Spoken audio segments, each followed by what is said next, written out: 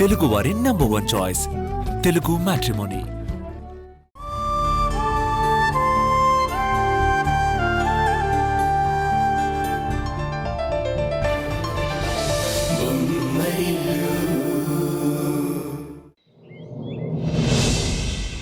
నీకు తెలియదు వదినా, అన్నయ్యకి అమ్మన్నా, అమ్మకి అన్నయ్య అన్నా ప్రేమే.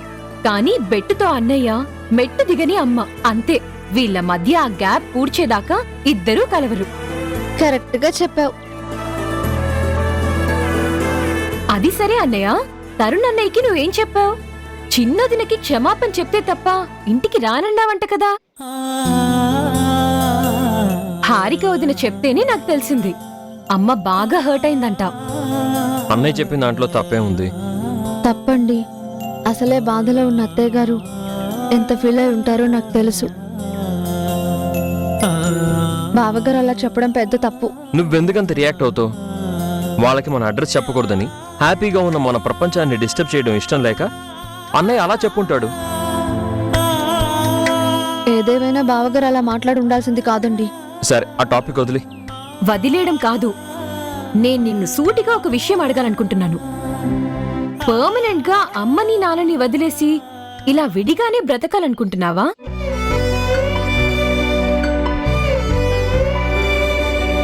ఎప్పుడు దేవుడు మనకేం రాసిపెట్టాడో అనే సూత్రాన్ని నేనెప్పుడు నమ్మేవాడిని కాదు రేణు. కానీ ఇప్పుడు మీ వదినతో గడుపుతున్న క్షణాలని ఎంజాయ్ చేస్తున్నాను. నన్ను ఓడించాలనుకున్న జీవితంతో పోరాడుతూ ఛాలెంజింగ్గా బతకడాన్ని అలవాటుగా మార్చుకున్నాను. అసలు ఇది చాలా థ్రిల్లింగ్గా ఉంది రేణు. ఏమంటావు ఉషా?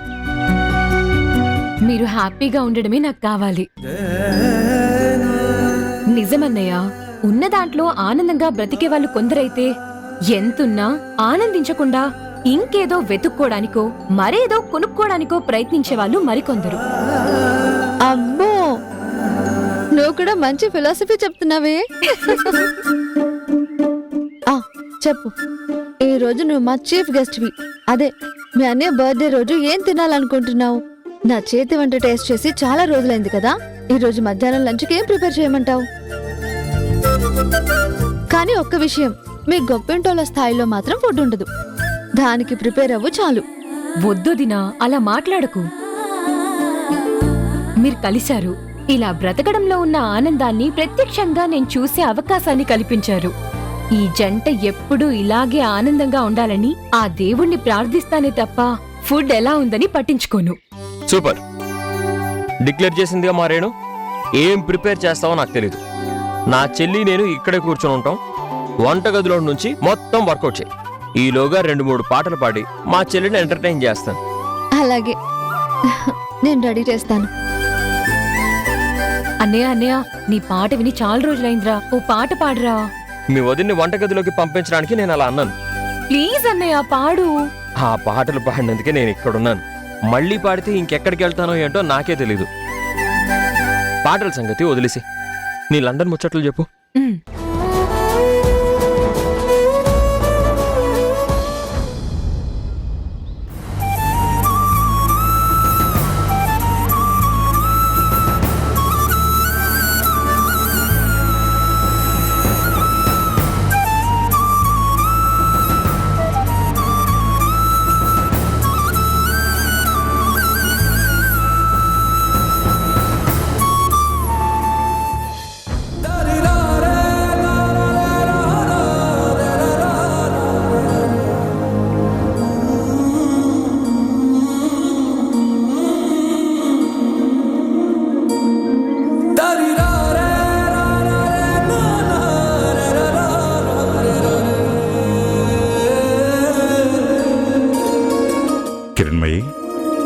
గుడికి వెళ్ళేటప్పుడు బాగా యాక్టివ్గానే ఉన్నావు కదా, హఠాత్తుగా ఇంత మూడిగా తయారయ్యేవేంటి? ఏం లేదు, వెళ్ళింది కిరణ్ బర్త్డే పూజ కోసమే. అయితే కిరణ్ గుర్తుకు రావడం సహజమేగా మావయ్య. బహుశా అందుకే అత్తయ్య గారు ఇలా ఉన్నారు.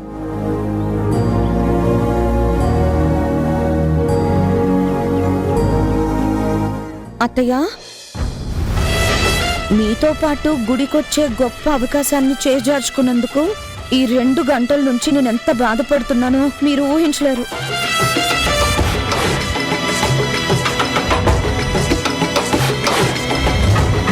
హాస్పిటల్కి వెళ్తా అన్నారు కదా, వెళ్ళారా? అదే పనిగా నా విషయంలో మీరు ఇన్ని జాగ్రత్తలు తీసుకుంటుంటే నేనెలా నిర్లక్ష్యం చేయగలనత్తయ్యా? అసలే ఒట్టి మనిషిని కాదు కదా అని పదే పదే మీరు గుర్తు చేస్తున్నారు కదా, అందుకే వెళ్లాల్సొచ్చింది.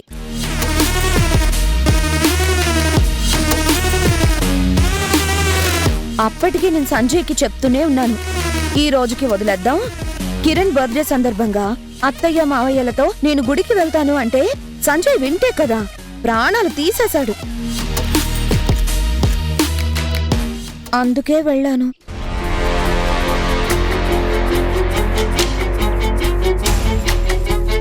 అసలు సంజయ్ ఏమన్నారో మీకు తెలుసా? గుడిలో ఉన్న దేవుడి కన్నా అమ్మ కోరిన నీ కడుపులో ఉన్న మనవడే అమ్మకి చాలా ముఖ్యం, వాణ్ణి జాగ్రత్తగా చూసుకో అని అమ్మ చెప్పిన విషయం మర్చిపోయావా అంటే అవును కాదు అని అనుకున్నాను. అందుకే హాస్పిటల్కి వెళ్ళొచ్చానత్తయ్యా.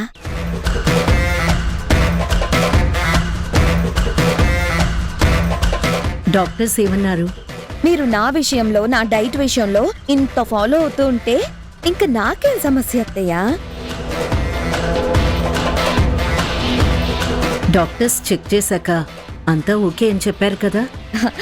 100% ఓకే అన్న తర్వాతే మీ అబ్బాయి సంజయ్ చాలా ఆనందంగా నన్ను ఇంటి దగ్గర డ్రాప్ చేసి ఆఫీస్కి వెళ్ళిపోయారు. మంచిది.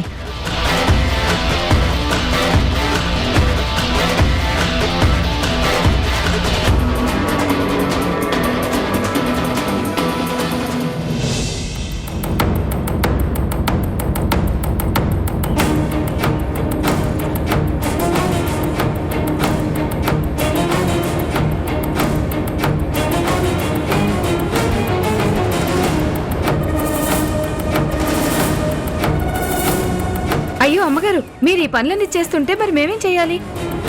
ఏంటి చేసేది ఇప్పుడా? టైం ఎంత అవుతుంది? ఎక్కడ పనులు అక్కడే వదిలేసావు. వంట చేయకుండా, ఏం పనులు చేయకుండా ఇంట్లో ఉంటే ఏం చేసావు? మేడం, అది ఏం చేసావు అని అడుగుతుంటే అది మేడం అని నచ్చుకుతావేంటి? మేఘన మేడం. మేఘన మేడం గారితో హాస్పిటల్కి వెళ్ళావా? నేనెందుకు వెళ్తానమ్మా హాస్పిటల్కి?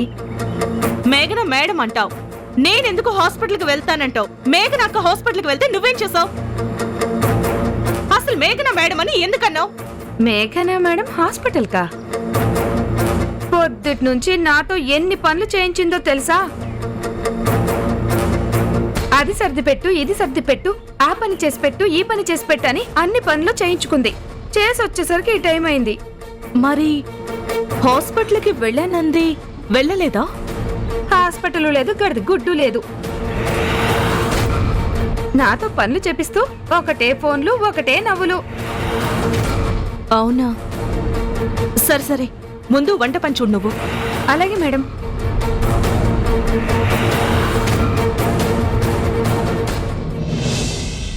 రాక్షసి, ఇది జన్మలో మారదు. దేవుడు లేడు, భక్తి లేదు, మనుషుల్ని హింసించడంలో మాత్రం ఎక్కడలేని ఉత్సాహం చూపిస్తుంది. ఛ!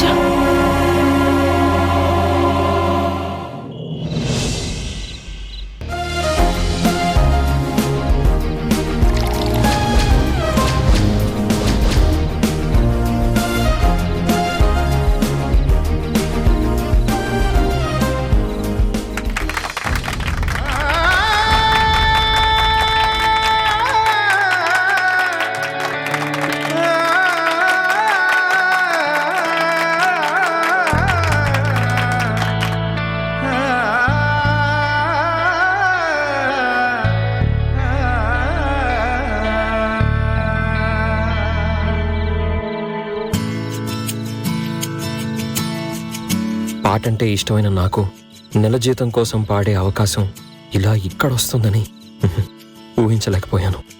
ఏ వైపుకు సాగుతోంది ఆలోచన, ఎటువైపో నీ పాదం పయనించెనా? పాడండి, తొందరగా పాడండి. क्या सोच रहा है?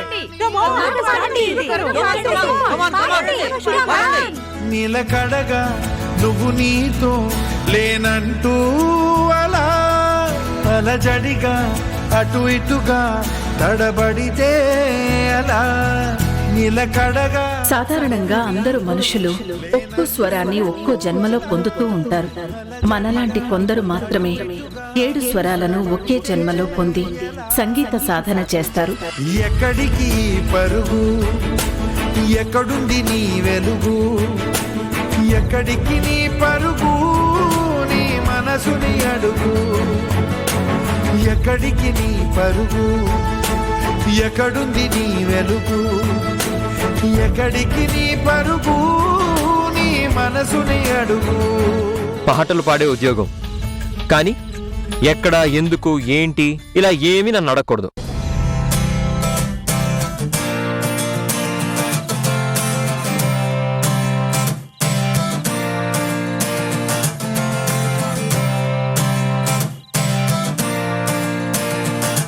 చిలిపిగా చూస్తావలా, పెనవేస్తావేలా, నిన్నే ఆపేదేలా, చివరికి నువ్వే అలా వేస్తావేవలా, నీతో వేగేదేలా. ఓ ప్రేమ కన్నుల్లో వాలే రోజు ఎంతో బాగున్నది కల, కొన్నాళ్ళే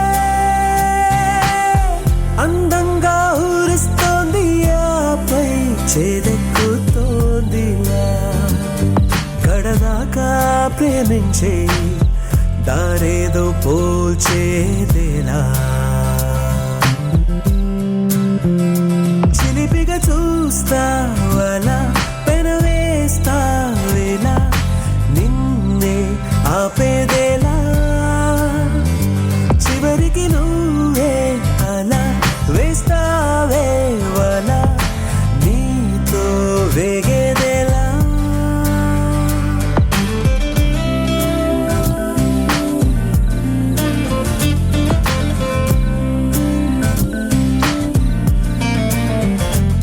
మేఘన మరిదిలా ఉన్నాడే.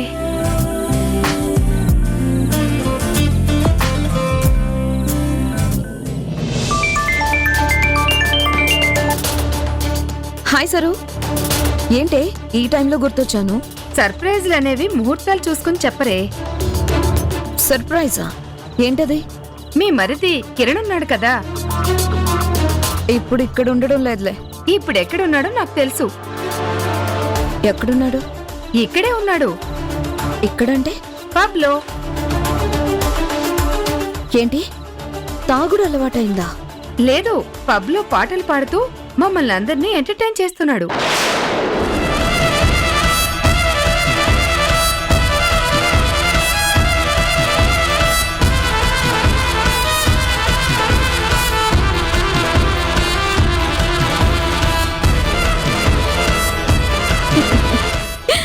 సరు సరు సరు, నువ్వెంత మంచిదానివే.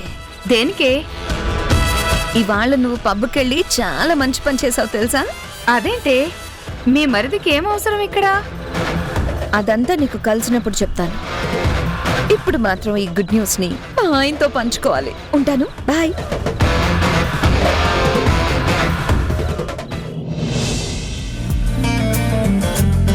నిన్నే ఇలా చేరగా మాటే మార్చి మాయే చెయ్యాలా, నన్నే కా నన్నుగా ప్రేమించని ప్రేమిలా, ఊపిరే ఆగేదాకా ఏదో ఒక తోడుండలా, నన్నింతగా ఊరించేస్తూ అల్లేస్తోంది నీ సంఖ్యలా.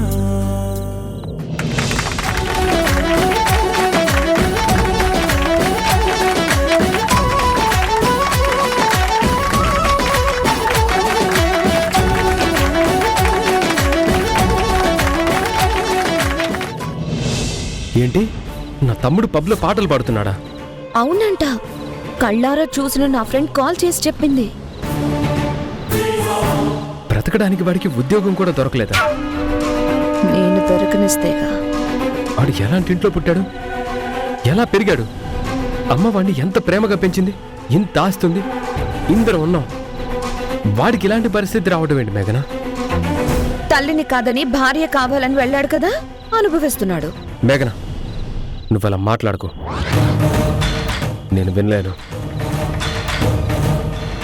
వాడెక్కడున్నా బాగుండాలి.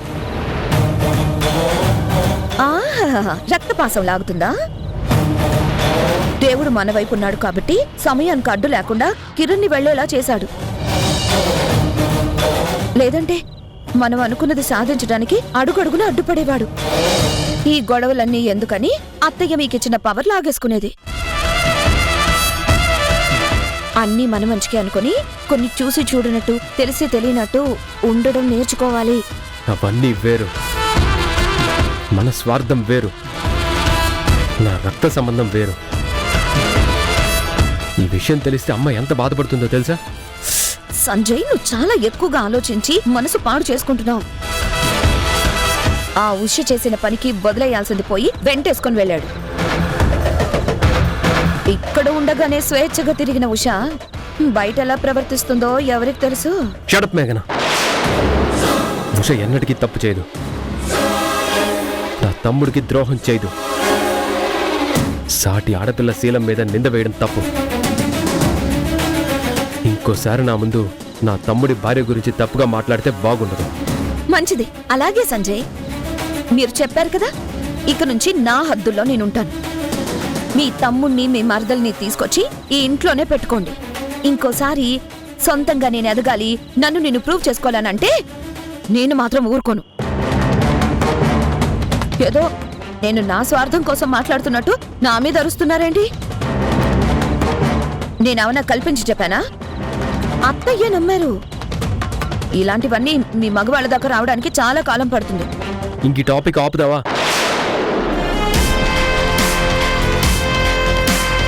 కర్మ, ఈ సెంటిమెంట్ ఫూల్ ముందు ఇక నుంచి బయటపడకుండా నేను చెయ్యాల్సింది చేస్తూనే ఉండాలి. లేదంటే నన్నే పక్కన పడేసేలా ఉన్నాడు.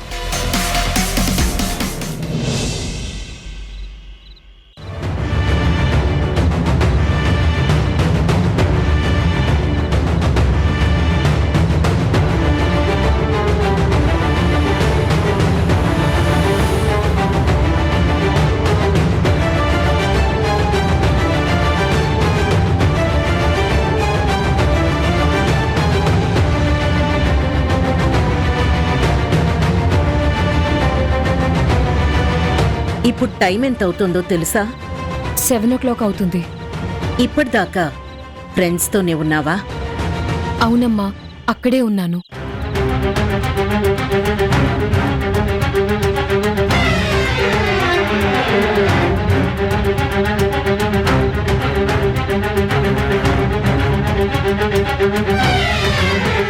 బహుశా మధ్యాహ్నం అక్కడే భోంచేసుంటావు కదా? అవునమ్మా, అక్కడే భోంచేశాను. బావుందా? భోజనం కాదు, నీ ఫ్రెండ్స్ ఉండే ఇల్లు, ఆ ఏరియా, అదంతా. ఏంటమ్మా ఎప్పుడూ లేనిది ఇన్ని డీటెయిల్స్ అడుగుతున్నా?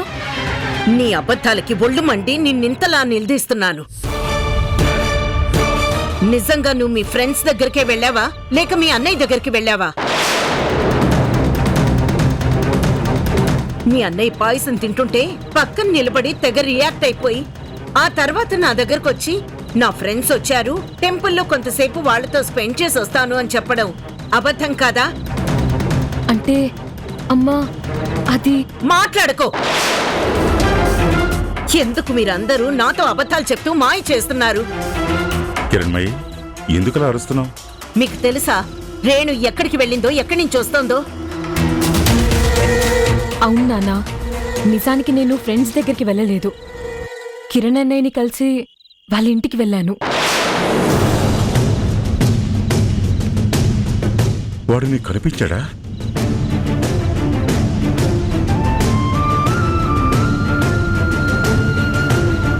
నాకే కాదు, అమ్మకు కూడా కనిపించాడని ఇప్పుడే అర్థమైంది.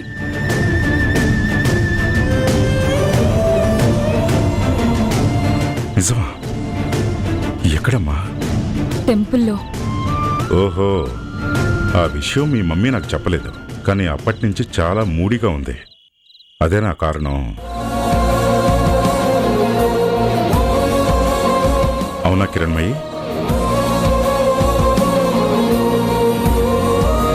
ఏం చెప్పమంటారు, ఎలా చెప్పమంటారు? మనం గుడి నుంచి బయటకు వచ్చేటప్పుడు చూశాను, ఒక బిచ్చగాళ్ళ పాయసం తింటూ వాడు ఉషతో మాట్లాడుతూ ఉంటే కళ్ళారా చూసి నేను ఛ! వీడెందుకింత దిగజారిపోయాడు అని కుమిలిపోయాను. రేణు కూడా అక్కడ ఉండటం, ఆ తర్వాత రేణు నా దగ్గరకు వచ్చి నాకు ఫ్రెండ్స్ ఉన్నారు, వాళ్ళతో కలిసి టైం స్పెండ్ చేస్తానంటే నా కోపం రాలేదు. నాకు ఉష మీద కోపంగా ఉంది.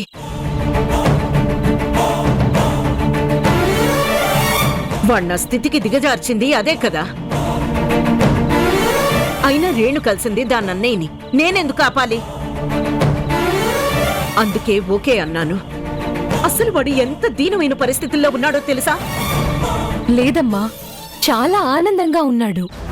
నోర్ముయ్, మీ వదిన్ని వెనకేసుకురాకు. రేణు చెప్పింది కూడా నిజమే. పేరుకు తగ్గట్టే ఉషా చీకట్లో నుంచి వెలుగులోకి వాడిని తీసుకెళ్లగల శక్తి గలది. ఒక్క క్షణం కూడా బాధపడకుండా కాపాడుకోగలిగే అమ్మలాంటి మంచి పిల్ల. చాలా ఆపండి మావయ్య గారు.